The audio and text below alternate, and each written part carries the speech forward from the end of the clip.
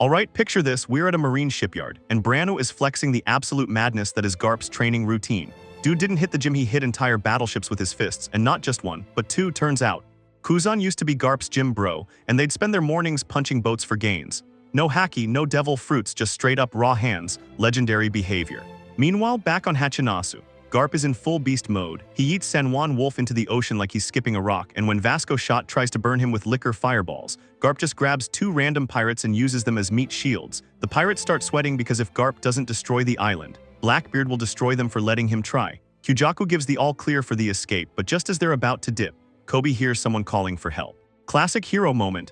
Except plot twist, it's a trap. Shiryu, the invisible menace, sneaks in and stabs Garp right in the gut.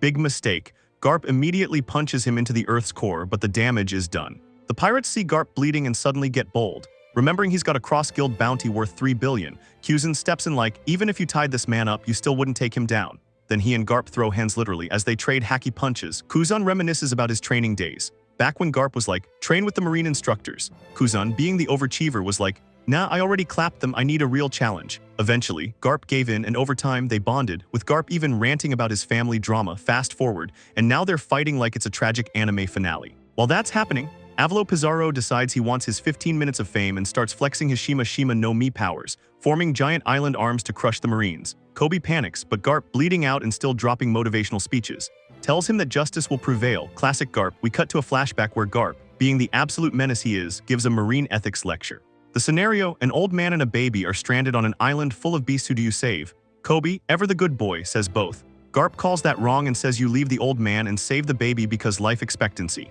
Gets chewed out by the instructor, but Garp is just here for chaos. Back to the present, Pizarro's island hand is coming down and the Marines are ready to abandon ship.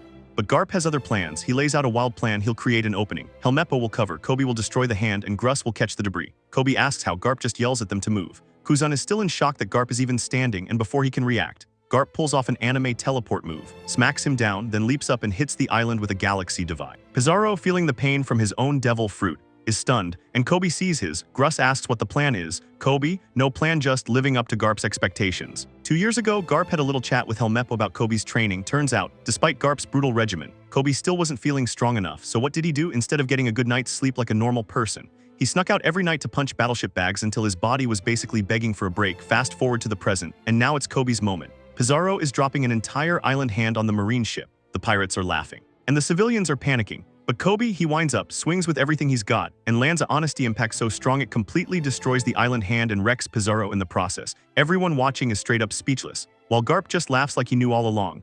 Helmeppo catches Kobe midair. Gruss uses his clay powers to shield the ship, and the three of them land safely on board. Tashigi calls for Garp to get on the ship, but Garp tells them to leave without him. Kobe wants to turn back, but Garp shuts that down. He stands there, completely surrounded by pirates and Blackbeard's top officers, and Kuzan takes the chance to freeze him with an ice spear just like Saul, but even frozen solid.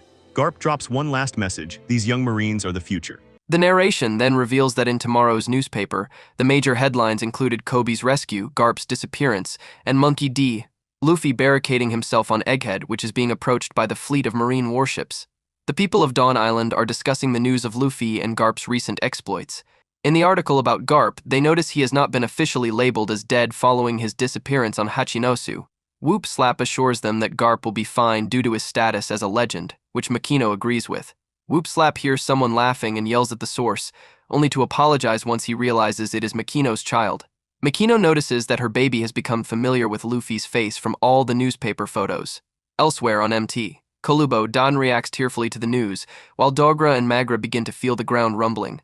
An earthquake of unprecedented scale is then seen taking place around the entire world, with its ramifications being felt throughout various locations. Examples including Logi Town, Kano Country, Rakesh, the Twin Cape, Water 7, Wano Country, Impel Down, and Mary Geoise, and by the inhabitants of those locations such as Laboon, Iceberg, Momonosuke Aimu, and many others. The significance of this event would go unnoticed due to no one being able to pinpoint its epicenter, the destruction of Luluzia Kingdom, that took place 6 days ago. A ship sent to investigate the incident arrives at the site of Luluzia's destruction, where they find a massive, gaping hole in the ocean, one that resembles a circular waterfall and leaves no trace of the kingdom. The earthquake caused the worldwide sea level to rise by roughly 1 meter, resulting in many islands becoming partially or fully flooded. Whoop Slap watches the turbulent waves from Fuchsia Village, confused as to what is happening. Meanwhile, the fleet of Marines receives news of the rising water levels as they close in on Egghead. The fleet is said to far outclass that of a buster call, and is made up of over 100 ships, including 20 warships and 30,000 Marines in total. The operation is being led by 9 vice admirals and Admiral Kizaru, the latter of whom is eating aboard one of the ships while communicating with Sentomaru via Den Mushi.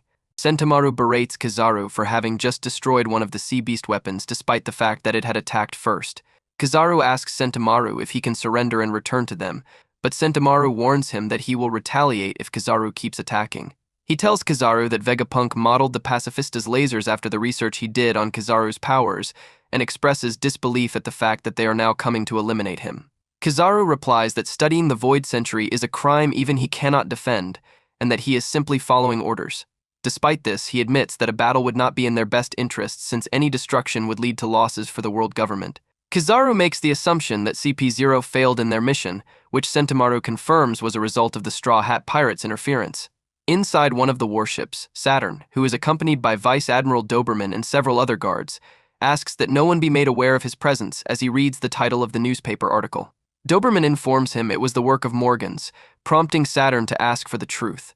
Doberman explains that they have yet to receive word that CP0 has completed their mission, but based on Sentomaru continuing to defend the island, they can assume that Vegapunk, his satellites, the Seraphim, the Straw Hats who are allegedly allied with Vegapunk, and the trio of CP0 agents are all in the Laba phase, and that the other Cypher Pole agents were seemingly imprisoned in the Faberio phase by Sentomaru and his Mark I Pacifista units. Due to the Frontier Dome being fully active, they are certain that nobody can enter or leave the Laba phase, but they also have no way of knowing what has happened inside during the last day. Saturn asks about the location of the island's research staff and technicians, to which Doberman answers that they evacuated yesterday but are having their ship's coordinates tracked. Not wanting them to escape in the event that they know too much, Saturn orders the ships to be sunk. Doberman also informs Saturn of Jewelry Bonnie's presence on the island, although Saturn, despite knowing her as Kuma's daughter, dismisses any further importance she may hold and says they can leave her. Kizaru is then informed of a signal that was picked up from Egghead. The call is also being wiretapped and Mary GOIs by the other members of the 5 Elders. York introduces herself as the caller and demands to know why they are trying to kill her along with the others, as she was the one who informed them about the Stella Vegapunk's betrayal. Mars tells her she is no different from the real Vegapunk, which York counters by stating she would not have revealed her interest in the Void Century to them if she actually cared about it. When asked by Nushiro about CP0 and the Straw Hat's status, York claims that since she is the only one contacting them following the previous night and has the Seraphim with her, she is fine. York then asks about the fleet surrounding the island and if it is meant to be a declaration of war, but Jupiter reveals they have changed their minds and would like her to recreate the Mother Flame.